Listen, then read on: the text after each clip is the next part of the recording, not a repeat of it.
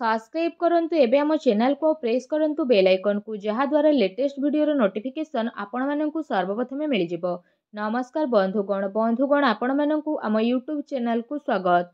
बंधुगण आज भिडियो रे आमे जानिबा 17 तारिखर दिनटी आपणकर किपरि साब्यस्त हेबो ता सहित जदि कहबा आजिर दिनटी को आपण माने किपरि साब्यस्त करिवे, आजिर दिन आपणकर किपरि कटिबो, यह सहित जदि विशेष भाव में कहिबा केउ सबु जिनिस रे आपणको फायदा मिलिबो, केउ सबु जिनिस रे आपणको सावधानता अवलंबन करिबा पई पड़िबो, आपणकर लव लाइफ किपरि रहइबो, बिजनेस किपरि रहइबो, व्यापार किपरि रहइबो, कैरियर किपरि रहइबो, स्वास्थ्य किपरि रहइबो, सबु किछि पूरा डिटेल्स रे आमे जानिबा। एहा पूर्वरु चैनल नुआ आस्ते चैनल को सब्सक्राइब करंतु, सांगरे नोटिफिकेशन बेल को मध्ये ऑन करंतु और वीडियो शेष रे गोटे उपाय विषय रे मध्ये कहबू जहा द्वारा आपण आजिर दिन को आहुरी अधिक शुभ और मंगलदायक साब्यस्त करि परिबे। तो आसंतु जानिबा कि 17 तारिखर दिन आपणकर किपरि साब्यस्त हेबो, केउ प्रकारर आजिर दिन को आपण प्लानिंग करिवे। आसंतु जानिबा किपरि रहिबो आपणको पई आजिर दिन। जदि सबुठारु प्रथमे आमे आपण मानकु कहिबु कि कोन आपणको पई आजि पॉजिटिव रहिबा पई जाउछि, जदि विशेष भाबरे आमे आपण मानकु कहिबु तो फ्रेंड्स आज विद्यार्थी मानकु इंटरव्यू आ कैरियर संबंधित परीक्षा रे सफलता मिलिबार पूरा संभावना बनुछि। सेथिपई निजर पाठ पढ़ा प्रति एकाग्रचित्त आपण रुहंतु। आपणकर संतुलित दिनचर्या कारणरू अधिकतर काम आपणकर समय सह पूरा मध्य हेबो। ता सहित जदि कहबा कोनोसी धार्मिक प्रवृत्तिर व्यक्तिଙ୍କ द्वारा आपणकर साक्षात मध्य आपणकर विचार धारे सकारात्मक परिवर्तन नेकी आसीबो तथा जीवन सह जड़ित प्रत्येक कार्य को करिबारे बहुत भल नजरिया आपणको विशेष भाबरे प्राप्त हेबो। आर्थिक स्थिति मध्य आपणकर काफी भल रहिबो। ता सहित संपर्कीयों सहित मनोरंजन संबंधित प्रोग्राम आपणकर बनिबो आउ संबंध रे घनिष्ठता मध्य आसीबो। पूर्व किछि टाइम रु जेउ कार्य प्रति विशेष भाबरे आपण परिश्रम करूथुले तो से सबुर शुभ परिणाम आशा ठारू अधिक आपणको प्राप्त हेबो। धार्मिक कार्य प्रति आपणकर विशेष भाबरे रुचि बढ़िबो। पूर्व किछि समय रु जेउ कार्य रे आपणकर रोकावट आसुथुला तो से सबु कार्य आपणकर बहुत ही शीघ्र आसान उपाय रे समाधान मध्य होई जिवो। वस्त्र आभूषण जेपरि किणा किणी रे आपणको टाइम को स्पेंड करिवे, समय आपणको सपक्ष रे जिवो, तेणु तार सम्मान करंतु।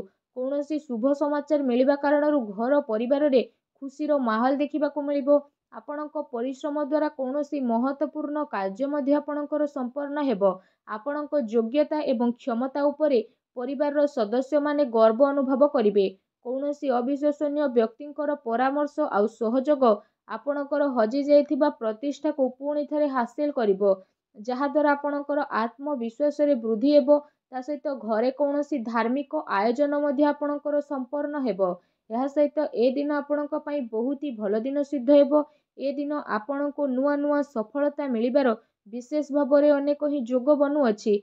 आसंतु जानिबा ए दिन रे आपणक पई कोन नेगेटिव रहइबो। जदि कहबा फ्रेंड्स को सहित ए दिन रे अजथा बुला बुली रे आपणकर टाइम को व्यर्थ करंतु नाही। निजर शारीरिक ऊर्जा को बनाई के रखंतु। अलस्वामी रे मनोरंजन रे समय व्यतीत करिबा ठारू बनुथुबा कार्य रे आपणकर रोकावट मध्य आसी पारे।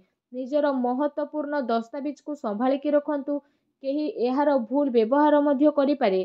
ता सहित ए कारणरू जदि कहबा आपणकर स्वाभिमान उपरे आघात मध्य पहुंची पारे। संतानकर गतिविधि रे कड़ा नजर रखंतु। पिलांकर समस्या को शांति पूर्ण भाबरे सुलझांतु। तांकु रागिबा बा तांको उपरे क्रोध करिबा ठरा तांको भितरे अहंकार भाव उत्पन्न मध्य होई पारे। काल्पनिक कथा उपरे अधिक ध्यान न देकी यथार्थ उपरे आपण विश्वास करंतु, किंतु ध्यान रखंतु कि कोनोसी भी कार्य को करिबा पूर्वरु तार भल मंद जिनिस उपरे आपण विचार करिबार अति आवश्यकता रहिछि, कारण किछि भूल हेबार संभावना मध्य लागुछि। ता सहित अधिकतर टाइम आपण घरु बाहर को व्यतीत करिवे, किंतु सफलता प्राप्त करिबा पई मर्यादार ध्यान रखिबा आपणक पई अति आवश्यकता रहिछि। कोनोसी भी अनुचित कार्य आपणकर क्रोधपूर्ण व्यवहार आपणकर योजना को परिवर्तन करि पारे, तेणु सावधान रुहंतु। अन्यर सुलझेबारे गभीरतार सह आपण विचार करंतु तथा अजथा खर्चरू दूरी रुहंतु। अचानक हे कोनोसी प्रकारर महत्वपूर्ण खर्च आपणकर सामना रे आसी पारे। ता सहित कोनोसी निकट संबंधीयों सह मतभेद हेबार विशेष भाबरे संभावना बनुछि, तेणु सावधान रुहंतु। आसंतु जानिबा ए दिन रे आपणकर लव लाइफ किपरि रहिबो। जदि कहबा विवाहित जीवन आपणकर सुखमय रहिबो ପ୍ରେମ ସମ୍ବନ୍ଧରେ ଆପଣଙ୍କର କାଫି ମଜବୁତତା ଆସିବ। ପ୍ରେମ ସମ୍ବନ୍ଧ ପାଇଁ ଏ ଦିନ ବହୁତ ହି ଭଲ ଦିନ ଆପଣଙ୍କର ରହିବ, ଅନୁକୂଳ ରହିବ। ପାରିବାରିକ ଗତିବିଧିରେ ଆପଣଙ୍କର ସହଯୋଗ ସମର୍ପଣ ବାତାବରଣକୁ ଆହୁରି ଅଧିକ ଖୁସି ଭରା ବନେଇ ଦେବ ତଥା ଆପୋଷିକ ସମ୍ବନ୍ଧରେ ଆହୁରି ଅଧିକ ଘନିଷ୍ଠତା ମଧ୍ୟ ଦେଖିବାକୁ ମିଳିବ। ପତି ପତ୍ନୀଙ୍କ ସମ୍ବନ୍ଧରେ ମଧୁରତା ରହିବ। କୌଣସି ପ୍ରକାରର ମହତ୍ତ୍ୱପୂର୍ଣ୍ଣ କାର୍ଯ୍ୟରେ ନିଜ ଜୀବନ ସାଥୀଙ୍କର ପରାମର୍ଶ ଆପଣ ଅବଶ୍ୟ ନିଅନ୍ତୁ।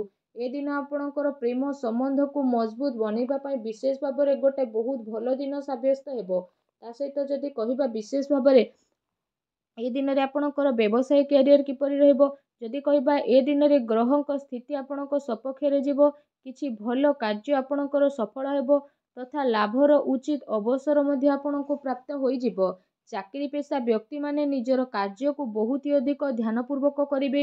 କୌଣସି ଭୁଲ ହେବାର ବିଶେଷ ଭାବରେ ସମ୍ଭାବନା ବନୁଛି। ତା ସହିତ ଦୈନିକ ଆୟରେ ବୃଦ୍ଧି ହେବ। ତା ସହିତ ଆପଣ ଆପଣଙ୍କର କାର୍ଯ୍ୟରେ ଅଧିକ ଧ୍ୟାନ ମଧ୍ୟ କେନ୍ଦ୍ରିତ କରିବେ। କୌଣସି ବଡ଼ ସ୍ଥିତି ମିଳିବାର ବିଶେଷ ଭାବରେ ସମ୍ଭାବନା ବନୁଛି। ଚାକିରି ପେଶା ବ୍ୟକ୍ତିଙ୍କୁ ବିଶେଷ ଭାବରେ ନିଜର ଟାର୍ଗେଟ ପୁରା କରିବା ଦ୍ୱାରା ବିଶେଷ ଲାଭ ମିଳିବ। ଏ ଦିନରେ କୌଣସି ନୂଆ ମିଳିବାର ସ୍ଥିତି ବନୁଛି। କୌଣସି ବି ଡିଲ୍ ଫାଇନାଲ କରିବା ଟାଇମରେ ସମଝଦାରୀ ଏବଂ ଭାବି ଚିନ୍ତିକି ଆପଣ କାମ କରନ୍ତୁ। ଲାଭର ମାର୍ଗ ପ୍ରସ୍ତୁତ ହେବାର ବିଶେଷ ଭାବରେ ଆପଣଙ୍କ ପାଇଁ ଯୋଗ ବନୁଛି ତଥା ସମୟରେ ଆପଣ ଭରପୁର ସଦୁପଯୋଗ କରନ୍ତୁ। ବ୍ୟବସାୟିକ ଗତିବିଧି ଆପଣଙ୍କର ସୁଚାରୁ ରୂପରେ ଚାଲିବ, କିନ୍ତୁ ଚାକିରି ପେଶା ବ୍ୟକ୍ତି ବିଶେଷଙ୍କୁ ନିଜର କାର୍ଯ୍ୟ ପ୍ରତି ବିଶେଷ ଭାବରେ ସାବଧାନ ରହିବାର ଆବଶ୍ୟକତା ରହିଛି। ଅନ୍ୟଥା ଉଚ୍ଚ ଅଧିକାରୀ ବର୍ଗଙ୍କର ନାରାଜପଣର ଶିକାର ଆପଣଙ୍କୁ ହେବା ପାଇଁ ପଡ଼ିପାରେ। ବ୍ୟବସାୟିକ ବିଚାର ସମ୍ବନ୍ଧିତ ରୂପରେଖା ଉପରେ କୌଣସି ପ୍ରକାରର କାର୍ଯ୍ୟକୁ ଆପଣ ସ୍ଥଗିତ କରନ୍ତୁ। ଆର୍ଥିକ ସାଧନରେ ଏ ଦିନରେ ଆପଣଙ୍କର ବୃଦ୍ଧି ହେବ। କୌଣସି ପ୍ରକାରର ଅନୁଚିତ କାର୍ଯ୍ୟକୁ କରିବାଠାରୁ ଆପଣଙ୍କୁ ଦୂରେଇ ରହିବାର ରହିଛି। ତା ସହିତ ପ୍ରପର୍ଟି ସମ୍ବନ୍ଧିତ କାର୍ଯ୍ୟରେ ପେପର ୱାର୍କରେ ଆପଣ ଅଧିକ ଧ୍ୟାନ ଦିଅନ୍ତୁ। ଟିକେ ସାବଧାନତା ଆପଣଙ୍କୁ କୌଣସି ବଡ଼ ମୁସିବତରେ ମଧ୍ୟ ପକାଇ ପାରେ। ଚାକିରି ପେଶା ବ୍ୟକ୍ତିବିଶେଷଙ୍କୁ ଯଦି କହିବା ଉଚ୍ଚ ଅଧିକାରୀ ବର୍ଗ ପ୍ରସନ୍ନ ମଧ୍ୟ ରହିବେ। ପ୍ରମୋସନ ମିଳିବାର ମଧ୍ୟ ବିଶେଷ ଭାବରେ ଯୋଗ ଆପଣଙ୍କ ପାଇଁ ବନୁଛି। ଆସନ୍ତୁ ଜାଣିବା ଏ ଦିନରେ ଆପଣଙ୍କର ସ୍ୱାସ୍ଥ୍ୟ କିପରି ରହିବ।